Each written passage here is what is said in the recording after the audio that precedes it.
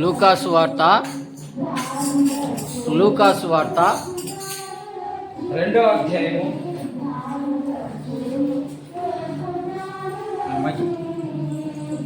లూకాసు వార్త 2వ అధ్యాయము 10-11 వచనాలు చదువుకుందాం.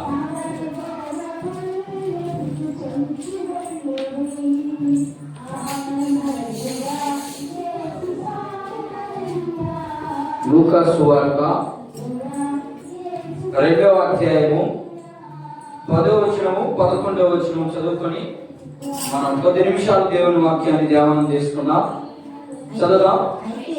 అయితే ఆ దూత భయపడుకుడి, ఇదిగో ప్రజలందరికీ కలగబోవు మహా సంతోషకరమైన సువర్తమానము నేను మీకు తెలియజేయుచున్నాను. దావీదు పట్టణమందు నేడు రక్షకుడు మీ కొరకు పుట్టి ఉన్నాడు. ఈయనే ప్రభువైన క్రీస్తు. చిన్న ప్రార్థన. ప్రేమ నమ్మకంగా అయిన తండ్రి, నీ కొందనాలు ప్రభువా. ఈ దినం నీ యొక్క జన్మదిన రోజును జరుపుకుంటూ మరి ఈ దినం మీరు మాతో ఏమైతే మాట్లాడాలనుకున్నారో స్వామి, మా అందరికీ అర్థమయ్యే రీతిగా మీరు మాట్లాడి మీ నామానికి మహిమ తెచ్చుకోమని, మనందరినీ సర్వసత్యములకి నడిపించమని ఈ ప్రార్థన యేసుక్రీస్తు వారి నామములో ప్రార్థించి అడుగుతున్నాము తండ్రి, ఆమేన్.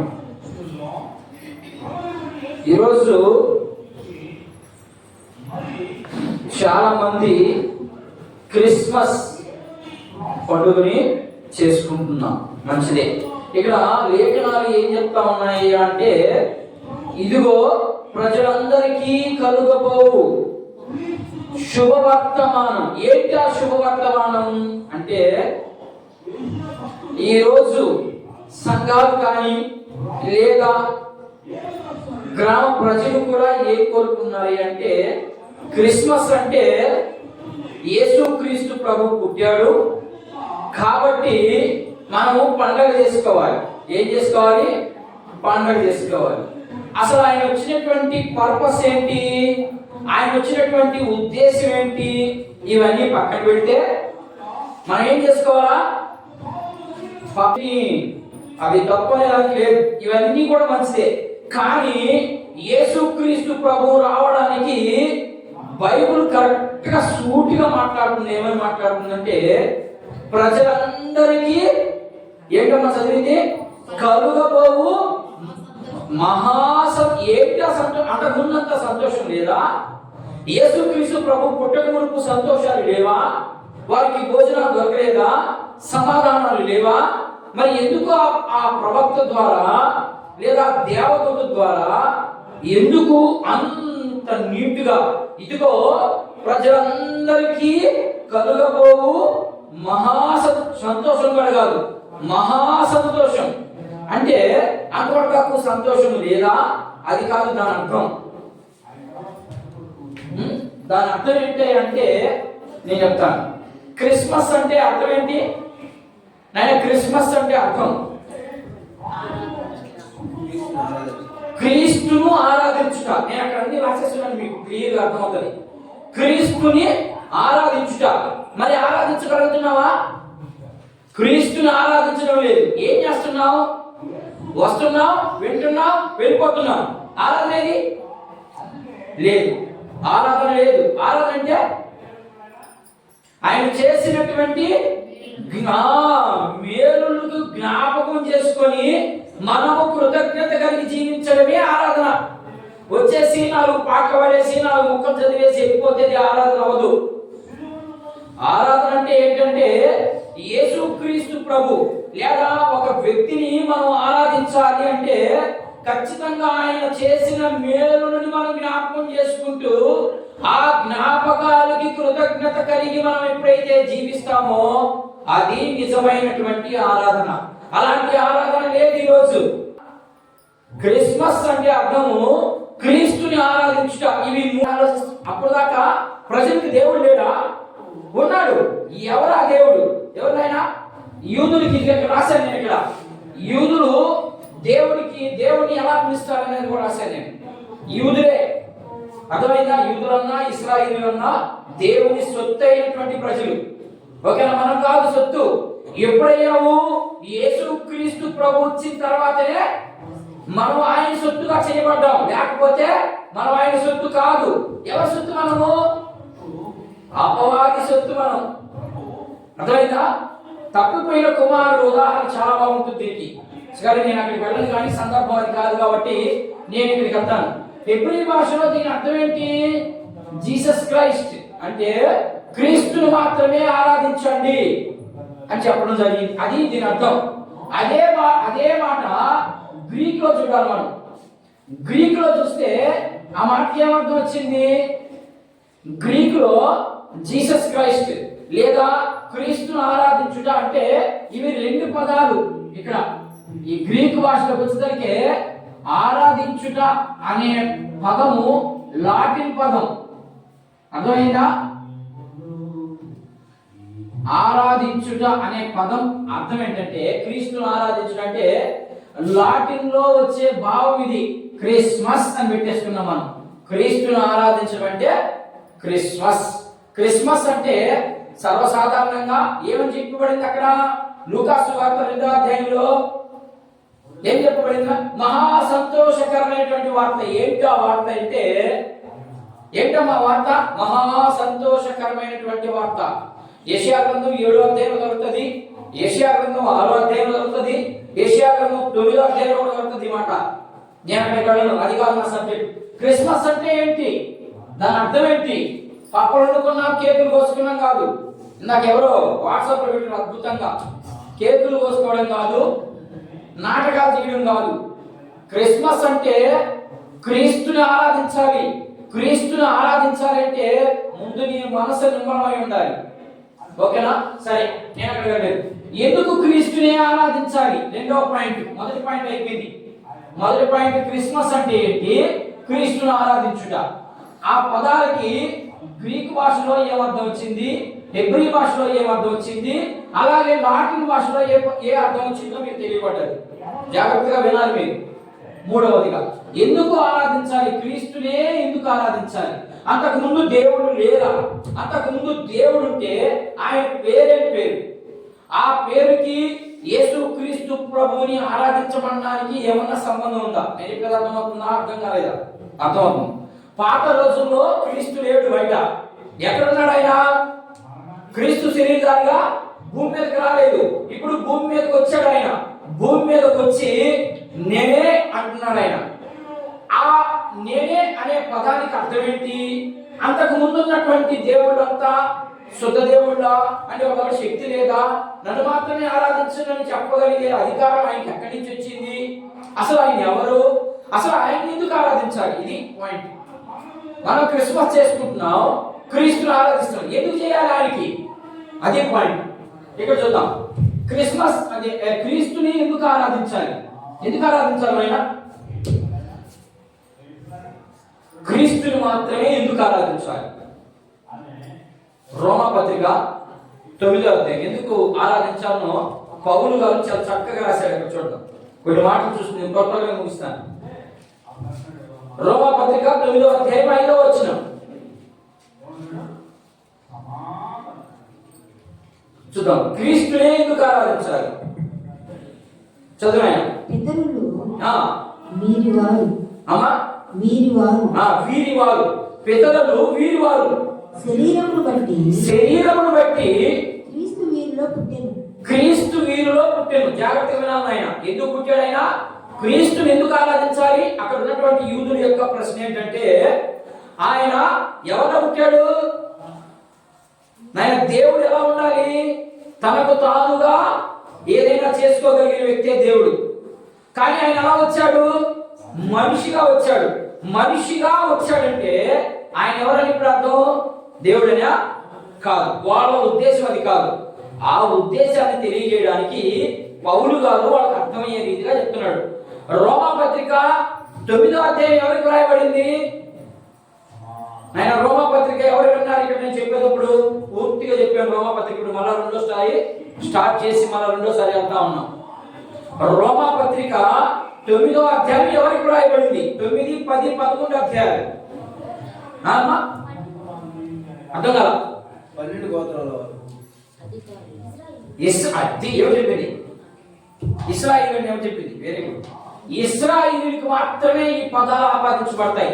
అట్లని మనకు ఆపాదించబడదా అని అనుకోబాకండి. మనం నేర్చుకోవాలి. ఓకేనా? రోమా సంఘానికి సంబంధించినటువంటి మాటలు కాదు ఇవి, ఇశ్రాయేలుకి మాత్రమే రాయబడిన మాట. అందుకని ఇక్కడ ఏమంటున్నాడంటే పౌలు గారు వాళ్ళకి అర్థమయ్యేదానికి చూపిస్తున్నాడు. ఏమని చెప్తున్నాడంటే దావీదు వంశంలో శరీరాన్ని బట్టి లేదా పితరులు వీరి వారనే దాన్ని బట్టి ఆయన చక్కగా చదివే వీరి పితరులు వీరి వారు శరీరమును బట్టి క్రీస్తు వీరిలో పుట్టెను. ఈయన ఏంటంట? ఎందుకు ఆరాధించాలి ఆయన అంటే కారణం ఇది. ఆయన జాగ్రత్తగా వినాలి మీరు. క్రీస్తుని ఎందుకు ఆరాధించాలి అంటే సర్వాధికారి అంటే ఇంకొకటి లేడని అర్థం. అన్ని అధికారాలు ఆయనకి మాత్రమే ఉన్నాయి, ఇంకెవరికి లేవు అనేది దాని అర్థం. అయితే యూదులు ఏమని పిలుస్తున్నారు దేవుణ్ణి? ఆయన అంతకుముందు యూదులు యేసుక్రీస్తు ప్రభు శరీరధారిగా రాకముందు దేవుణ్ణి ఏమని పిలుస్తున్నారు? దేవుడు ఉన్నాడా? ఉన్నాడు. ఉంటే ఏ దేవుడు ఉన్నాడు? యేసు ప్రభువే ఉన్నాడు అనుకున్నాం. అనుకోలేదు, ఆయన ఉన్నది. ఆయన ఏమని పిలుస్తున్నారు వీళ్ళు? అమ్మా రక్షక కాదు. ఏం చెప్పారన్నమాట? యావే యావే అని చెప్పింది. యావే యావే అంటే అర్థం, యావే అంటే అర్థం నేనే. నేనేకి యావేకి క్రీస్తుకి సమాధానం పెట్టుకోండి. చూడండి, ఒకసారి చూడండి. యావే అంటే అర్థం ఏంటంటే నేనే. మోషేతో అంటాడు 3వ అధ్యాయంలో, నిర్గమకాండం 3వ అధ్యాయం అంటాడు. ఏమంటాడంటే నేనే, నేను తప్ప ఇంకొక లేడు. అర్థమైందా? అదే మాట క్రీస్తుని ఆరాధించాలి. క్రీస్తు అంటే క్రీస్తుని ఏమని పిలుస్తున్నాం? యేసు ప్రభు ఒక మాట అంటాడు, క్రీస్తే ఒక మాట అంటాడు. ఏమంటాడు చెప్పాలి మీరు. ఈ పదానికి చూడండి, మీరు చెప్పేటప్పుడు సందర్భం చూడండి. అర్థమైందా? ఏం మాట్లాడుతుందో దాన్ని బట్టి నేను ఏమైతే నేను చెప్పే సందర్భం ఏంటి? దేవుడు నేనే అన్నాడు. యావే అనే పేరుకి అర్థము నేనే, లేకపోతే నేనే దేవుణ్ణి, నేనే రక్షణ. ఎక్కడైనా కానీ ఏదైనా కూడా నేను తప్ప ఇంకొకరు లేడు అన్నాడు. ఇప్పుడు క్రీస్తు అన్నాడు నేనే జీవమును, నేనే మార్గమును, నేనే సత్యమును. అంటే ఈ యావేకి ఆపాదించబడుతుంది ఆ పేరు, క్రీస్తు అనే పేరు ఆపాదించబడుతుంది కదా. యావే అంటే నేను తప్ప ఇంకొకరు లేడని మోషేతో చెప్పాడు. ఎవరు? తండ్రి అయిన దేవుడు. ఇప్పుడు కుమారుడైనటువంటి యేసు క్రీస్తు ప్రభు వచ్చి ఏం చెప్తున్నాడు వాళ్ళకి? నేనే సత్యము, నేనే జీవము, నేనే మార్గము, నా ద్వారా తప్ప తండ్రి దగ్గరికి ఎవరి ద్వారా రారన్నాడు. ఎంత మంచి మాట చూడండి. నా ద్వారా తప్ప ఇంక ఎవరి ద్వారా ఏ నామంలో కూడా ప్రవేశం లేదు. ఎక్కడికి ప్రవేశం లేదు? తండ్రి దగ్గరికి. పరలోక రాజ్యం పక్కన పెడదాం, ఈ కాంటెక్స్ట్ చూడండి. ఇక్కడ నేను ఇందాక చెప్పాను, కాంటెక్స్ట్ ముఖ్యం. తండ్రి దగ్గరికి వెళ్ళాలి అంటే నేను తప్ప ఇంకొకరి ద్వారా పోలేరు మీరు. కాబట్టి ఇప్పుడు ఏం చేయాలా? పౌలు చూడు ఎలా చెప్తున్నాడు వాడికి. సువార్తలు అందా ఈరోజు? అలా లేదు సువార్త. పౌలు ఏం చెప్తున్నాడంటే వాడికి అర్థమయ్యేదానికి, ఇదిగో యావే అనే వ్యక్తిని మీరు ఆరాధిస్తున్నారు కదా, ఆ వ్యక్తికి యావే అంటే అర్థం ఏంటి? ఆయనే సర్వాధికారి అయిన దేవుడు, ఆయన తప్ప ఇంకొకరు లేడు. ఆయన మాటను తీసుకునేదానికి వాళ్ళకి దాన్ని అర్థమయ్యేదానికి క్రీస్తు దగ్గరకు వచ్చాడు. క్రీస్తే అన్నాడు. ఎట్లా అన్నప్పుడు ఈ రోమపత్రిక 9వ అధ్యాయంలో మాటను తీసి చూపించాడు. ఆయన సర్వాధికారి అయినటువంటి దేవుడు, ఆయన తప్ప ఇంకొక దేవుడు లేడు. ఓకే, బాగుంది, సరే, మంచిది. ఎలా? దానికి రుజువు చూపించమన్నాడు. ఇప్పుడు యావే అనే పదాన్ని నిర్గమకాండం 2వ అధ్యాయంలో ఉన్న మాటను చూపించాడు. ఇదిగో యావే దేవుడు మీకు ఏం చెప్పాడు? నేను తప్ప వేరొక దేవుడు లేడు అన్నాడు. నేనే అనే పదము మళ్ళా క్రీస్తు కూడా ఉపయోగించాడు. ఏమని ఉపయోగించాడంటే, నేనే, నా ద్వారా తప్ప తండ్రి దగ్గరికి మీరు వెళ్ళరు. ఇంకా కొన్ని మాటలు చూద్దాం. యోహాను సువార్త యేసు ప్రభు అడిగినటువంటి మాట్లాడినటువంటి మాటలు కొన్ని మాటలు చూద్దాం. యోహాను సువార్త 14వ అధ్యాయం ఆలోచన ఒకసారి గమనిద్దాం. చూడండి, అక్కడ రాయబడింది, యేసు నేనే మార్గమును సత్యమును జీవమును నా ద్వారానే తప్ప ఎవడును. ఇది మహా ఆనందకరమైనటువంటి వార్త. నేను చదవబడిన దానికి చెప్పేదానికి సరిగ్గా ఉందా? ఏంటి సంతోషకరమైన వార్త అంటే, ఇదిగో లోకంలో ఉన్నటువంటి ప్రజలారా, మీరు చేసే క్రియల వల్ల ఎవరు కూడా దేవుణ్ణి చారలేడు. దేవుణ్ణి చారాలి అంటే ఖచ్చితంగా ఏం చేయాలి? క్రీస్తు దగ్గరికి రావాలి, ఈయనే దేవుడు అనాలి. అప్పుడు మాత్రమే వెళ్ళగలరు మీరు. లేకపోతే దేవుని దగ్గరికి మీరు చారలేరు. ఎందుకని చారలేరు? క్రీస్తు రాకముందు చనిపోయిన దేవుని దగ్గరికి చారలేదా? ప్రశ్న వేసుకోవాలి మీరు. చేయలేరు. ఎలా చేయలేరంటే, ఎబ్రీ పత్రిక 11వ అధ్యాయం 13వ వచనాన్ని మనం గమనిస్తే అక్కడ క్లారిటీగా రాశాడు ఆయన. పౌలు గారే ఎన్ని క్లారిటీ రాసింది. పొరపాటు పెద్దగా ఇన్ఫర్మేషన్ చెప్పలేదు. చెప్పినంత ఇన్ఫర్మేషన్ ప్రజలకు ఎవరయ్యా అంటే పౌలు గారే. సంఘం ఎలా నడవాలి, ఏ రీతిగా మనం దేవుణ్ణి ఆరాధించాలి, ఏ రీతిగా మనం నడిస్తే ప్రభు దగ్గరికి వెళ్తాం, ప్రభువుని ఎలా ఒప్పుకోవాలి ప్రభు దగ్గరికి వెళ్ళి అనే విషయాన్ని చెప్పింది కూడా ఎక్కువ ఇన్ఫర్మేషన్ ఇచ్చింది పౌలు గారే. కాబట్టి ఆయన ఇప్పుడు ఏమన్నాడు? యోహాను 10వ వచనం చూడండి. యోహాను సువార్త 10వ అధ్యాయం 14వ అధ్యాయం 10వ వచనం, తండ్రి యందు నేను ఏం చెప్తున్నాడు ఇక్కడ? మన యేసు ప్రభు ఏం చెప్తున్నాడు చూడు, నేనే సత్యమును జీవమును అన్నాడు. వెంటనే ఏమంటున్నాడు ఇక్కడ అర్థమయ్యడానికి, తండ్రి యందు నేనును నా యందు తండ్రి ఉన్నావని మీరు నమ్మిన ఎడల, ఏం చెప్తున్నామా? మీరు నమ్మిన ఎడల,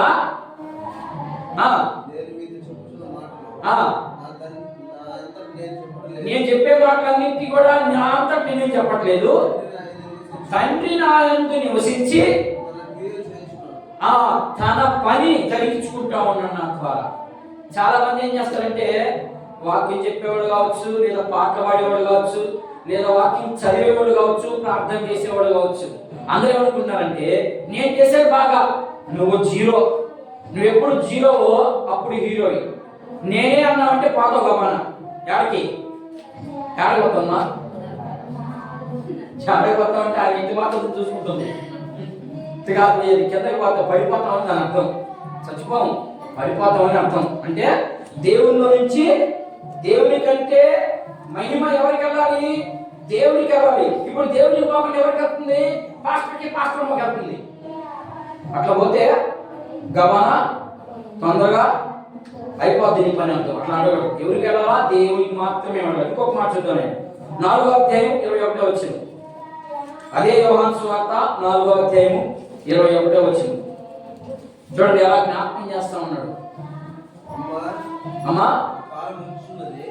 అమ్మా ఒక కాలం వచ్చున్నది, ఆ కాలమందు పర్వతముల మీద నేను యెరూషలేమునైనను మీరు ఏం చేయాలట? ఇప్పుడు దాకా ఎవరిని ఆరాధిస్తున్నారు? ఆయన చెప్పేది అర్థమవుతుందా? ఇప్పుడు దాకా ఎవరిని ఆరాధిస్తున్నారు? యావే దేవుడిని ఆరాధిస్తున్నారు. యావే దేవుడు ఎవరయ్యారు? ఇప్పుడు యేసుక్రీస్తు ప్రభు భూమి మీదకి వచ్చిన తర్వాత నా బోధ అర్థం కావట్లేదయ్యా, అర్థమవుతుందా? ఇప్పుడు దాకా ఎవరిని ఆరాధిస్తున్నారు? యేసు ప్రభు లేడు, శూన్యం. వాళ్ళకి ఎవరు తెలుసు? యావే దేవుడు మాత్రమే తెలుసు. యావే దేవుడిని ఆరాధిస్తున్నప్పుడు ఆయన యావే దేవుడు. ఎప్పుడైతే కుమారుడు భూమి మీదకి వచ్చాడో ఇప్పుడు ఏమయ్యాడు ఆయన? అర్థం కాదు మీకు. ఇప్పుడు దాకా ఇప్పుడు ఏం చదివాడు ఆయన? అమ్మా ఒక కాలం వస్తా ఉంది, ఆ కాలంలో మీరు తండ్రిని ఆరాధించరు చెప్పేశాడు. అప్పుడే చెప్పేశాడు ఆయన.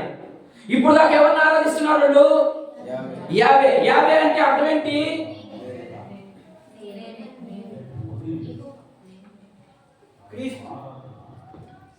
ఇప్పుడు ఏం చెప్పాడంటే ఆయన యేసు ప్రభు ఏం చెప్పాడంటే, అమ్మ ఒక కాలం వస్తుంది, ఆ కాలంలో మీరు తండ్రిని ఆరాధించాలన్నాడు. అంటే ఇప్పుడు అంతకుముందంతా ఆరాధిస్తున్న పేరేం పేరు? యావే. యావే ఇప్పుడు ఏమయ్యాడు? కుమారుడు వచ్చిన తర్వాత భూమి మీదకి తండ్రి అయ్యాడు. ఇది నేను అడిగేది. ఇప్పుడు ఏం చెప్తున్నాడు? మీరు తండ్రిని ఆరాధించరు, మరి ఇంకెవరిని ఆరాధించాలా? నన్ను. ఇది ఆయన చెప్పాలనుకుంది. మీరు నన్ను ఆరాధిస్తే తప్ప లేకపోతే మీకేమి రాదు. లోకాసు వార్త 2:10 ఏం చెప్పాడు? సంతోషము రాదు మీకు. మీరు నన్ను ఎప్పుడైతే ఆరాధిస్తారో అప్పుడు మాత్రమే సంతోషం. ఏంటా సంతోషము అంటే ఇప్పుడు లోకంలో ఆరాధించే వాళ్ళందరికీ సంతోషం లేదా? వాళ్ళకి సంతోషం ఉంటుందేమో కానీ ఈ భూమి మీద రాబోయే కాలం రేపు మాట్లాడుతుంది దాని గురించి. రాబోయే ఒక కాలం ఉంది, ఆ కాలంలో వాళ్ళకి సంతోషం ఉంటుంది. మనకి ఈ కాలంలో శ్రమ ఉండొచ్చు, కష్టాలు ఉండొచ్చు, కడగలు ఉండొచ్చు, కానీ మన కోసం ఒక కాలం ఎత్తిపెట్టినాడు. ఎందుకని? నువ్వు అన్ని పోగొట్టుకున్నావు నా కోసం, నువ్వు అన్నిటిని విడిచి నా కోసం వచ్చావు. కాబట్టి ఈ కాలంలో ఇప్పుడు ఈ పరిస్థితుల్లో నీకేమొస్తుంది? యేసు ప్రభువే చెప్పాడు, ఇదిగో నీకంటే ముందు నన్ను హింసించారు, నిన్ను కూడా హింసిస్తారు, పడు, ఏమి ఇబ్బంది లేదు. ఒక కాలం వచ్చుతున్నది, ఆ కాలంలో నీవే అధికారి. ఎంత మంచి మాట చూడండి. ఎంత మంచి దేవుణ్ణి ఆరాధించకుండా ఇంట్లో పడుకుంటే ఏమొస్తుంది? మనకి వస్తుందా? సంతోషం వస్తుందా? ఎంత మంచి దేవుణ్ణి ఆరాధించకుండా, ఎంత మంచి దేవుణ్ణి పూజించకుండా మనం ఇంట్లో పడుకుంటే వస్తుందా సంతోషము? రానే రాదు. సంతోషం ఎప్పుడు వస్తుంది?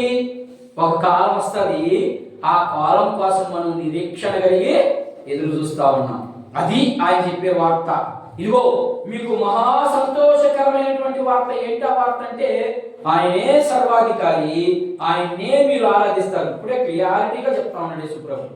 మీరు ఒక కాలం వస్తుంది, ఆ కాలంలో యావే దేవుడు కనబడ్డు, ఆయన ఆరాధించారు. మీరు ఎవరు ఆరాధిస్తారు? నేనే, నన్నే. ఇంకా చూద్దాం, కొన్ని మాటలు చూద్దాం. నేను నిర్గమకాండము 21 వచ్చిన అయిపోయిందా? యోహాను సువార్త 4:21 పూర్తయిందా? ఇంకా ఏమన్నా అయిపోయిందా? ఇప్పుడు చూద్దాం. యూదులు దేవుని ఏమని ఆరాధిస్తున్నారంటే యావే దేవుడిని ప్రస్తున్నారు. అదేంటో చూద్దాం, అక్కడ దాని అర్థం ఏంటో చూద్దాం. నిర్గమకాండం 3:14 నేను ఉన్నవాడును, అనువాడును, ఉండినవాడును. అంతేనా? చూడండి మనం ఒకసారి. అందుకు దేవుడు నేను ఉన్నవాడును, అనువాడును, అనువాడునై ఉన్నానని అంటే అర్థం. ఇప్పుడు ఈ 3 మాటల 2 మాటల నాసా చూడాలి. ఇక్కడ 2 మాటల 3 మాటల 3 మాటలు ఇవి. మోషేతో ఏం మాట్లాడుతున్నట్టు? నేను ఉన్నవాడిని, అనువాడిని, ఉండినవాడిని.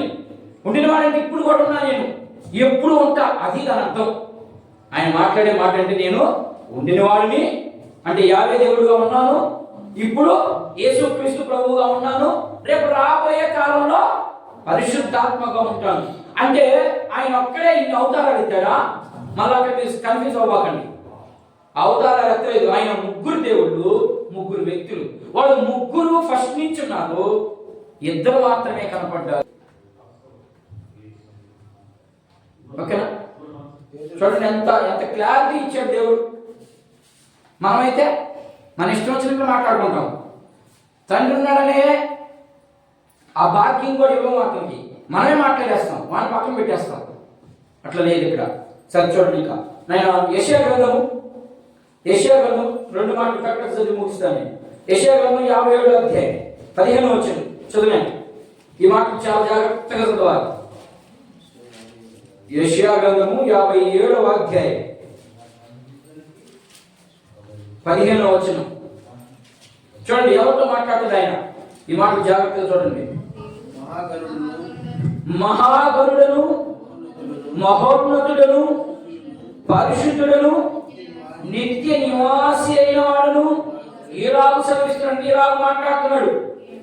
నేను మహోన్నతమైన పరిశుద్ధ స్థలంలో నివసించువాడును, ఆయనను వినయము గల వారిని ప్రాణము ఉజ్జీవింపచేయుటకును చూడండి, ఆయన రావడానికి పర్పస్ ఏంటో చెప్తా ఉన్నాను ఇక్కడ. ఆ పర్పస్ గురించి ఎవరైనా మాట్లాడుతున్నారా? యేసు ప్రభు పుట్టాడంటే పండగ చేసుకుంటున్నారు, అప్పలు చేసుకుంటున్నారు. అదే ఇది కాన్సెప్ట్ ఏంటి మాట్లాడుతున్నాడు? యేసు ప్రభు రావడానికి కారణం ఏం చెప్తున్నాడు ఇక్కడ? చదువు, బాగా గట్టి చదవాలన్నమాట. రెండవ వచనం, వినయము గల వారిని, అక్కడి చదువు, ఆయనను వినయము గల వారిని ప్రాణమును ఉజ్జీవింపచేయుటకును. అంటే దాని అర్థం ఏంటంటే, దేవుని యందు ఎవరైతే భయంగా ఉంటారో, దేవుడికి ఎంత విలువిస్తారో వారిని ఏం చేస్తారంట?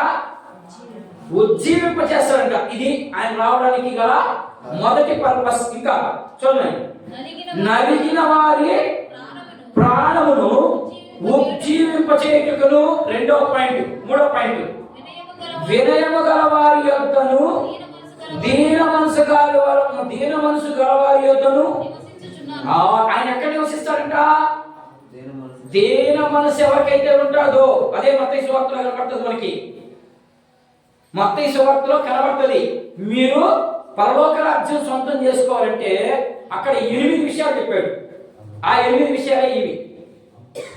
ఈ విషయాలను తీసుకుపోయి మత్తయి అక్కడ కోట్ చేశాడు. ఏ విషయాలు వాళ్ళకి తెలియజేస్తున్నాడు? ఇదిగో యావే దేవుడు మాట్లాడిన మాటలు ఇవన్నీ. యావే దేవుడు ఉన్నాడు కదా, మీరు వస్తున్నారు కదా, ఆయనే ఈయన మాట్లాడిన మాటలు అన్ని లిస్టు చూపించాడు. ఆయనే ఈయన అయిన వాళ్ళకి అర్థం కాలేదు. ఇంకా చదువుమా. నేను నిత్యము పోరాడువాడును కాను, ఎల్లప్పుడూ కోపించువాడు కాను. ఎంత మంచి దేవుడు అమ్మా. చూడండి, ఆయన కోపాగ్నికి మనం ఉండగలమా? ఉండలేదు. కానీ ఆయన ప్రేమ చూడండి. ఆయన రావడానికి పర్పస్ ఇది. దాన్ని విడిచిపెట్టి చేసుకోవడం మంచిదే, కానీ పర్పస్ ఇది. ఈ పర్పస్ లో మనం లేకుండా నువ్వెంత చేసినా వ్యర్థం అయిపోతుంటే, ఈ పర్పస్ మనలో ఉండాలి. ఖచ్చితంగా మన హృదయాల్లో ఉండాలి. ఈ హృదయాల్లో ఉండి మనం చేస్తే అది ఎంతైనా చాలు. ఒకవేళ ఇప్పుడు నీకు బహుమానం రాకపోవచ్చు, కానీ ఒక రోజు కోసం నువ్వు నిరీక్షణ కలిగి చేస్తా ఉన్నావు. ఆ నిరీక్షణ నీకు గొప్ప. ఇంకా చదువున్నాయి ఇంకా చాలా విషయాలు, చాలా మాటలు చూడండి. అలా గుండి నేడలా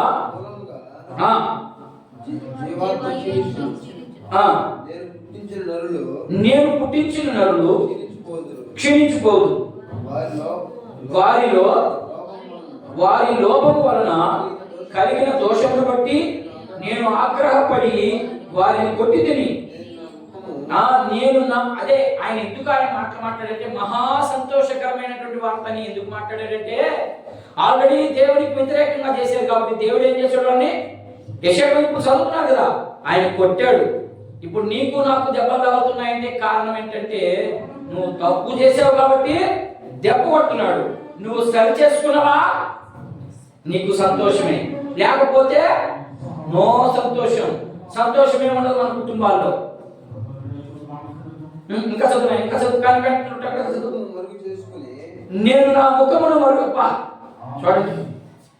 చూడమ్మా ఎంత మంచి దేవుడమ్మా. నేను నా ముఖమును మరుగు చేసుకుని అబ్బా కోపించి ఏం చేశాడంట? దగ్గర చూస్తే మనం ఉండవు. మరుగు చేసుకున్నాడంట ఆయన. నా ముఖం చాటేసుకున్నాను. దాని అర్థం ఏంటంటే, నా మొహాన్ని ఎడుక్కున్నాను. మీరు చేసే తప్పులన్నింటికి నేను చూడండి, చూస్తే మీరు వస్తారు. నేను చూడండి, ఇది తిరిగి చూసా.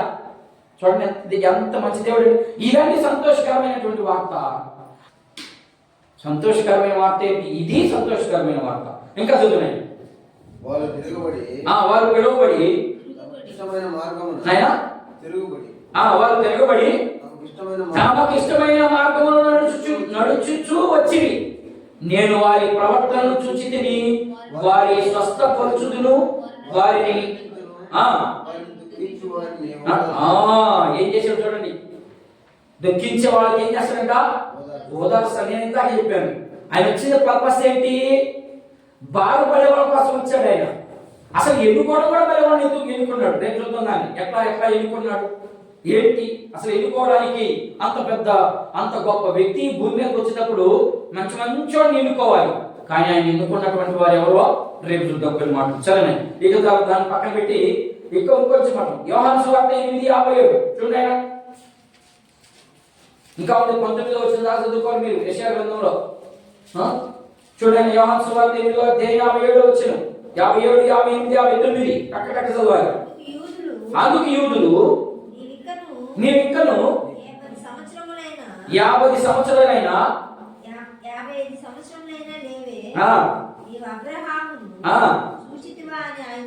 ఏమనుకున్నారు ఈ యూదులు? నన్నే చూడాలి మసాయ. యూదులు ప్రశ్న వేశాడు. యేసు ప్రభు ఇప్పుడు దాకా మాట్లాడాడు, నేను ఆయన్నే అన్నాడు కదా. ఇప్పుడు వెంటనే వాడికి ఏమొచ్చింది? తుస్సులు కోపం వచ్చింది. మనకు కూడా వచ్చేస్తుంది తుస్సులు కోపం, మాట్లాడితే కోపం వచ్చేస్తుంది. అట్లా వచ్చేసింది వాళ్ళకి. ఏం చెప్తున్నాడు? వాడు ఏమని అడుగుతున్నాడంటే, అట్లయితే నువ్వు అబ్రహాం కంటే ముందున్నావా? యావే దేవుడు తెలుసు అంటున్నావు కదా, అబ్రహాం కంటే ముందున్నావు నువ్వు అని అడిగాడు. అప్పుడు ఏం చెప్పినాడు చూడే, చదువు. యేసు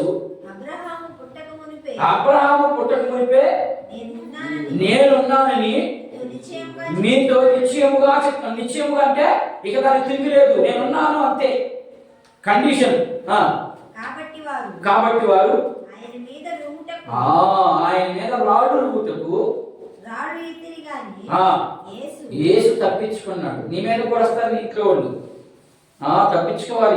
కొన్ని సమయాలు అట్టు ఉంటాయి.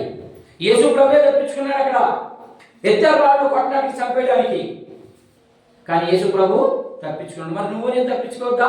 అందుకనే పాము వలె వివేకము కలిగి మీ మనసు ఎలా ఉండాలా?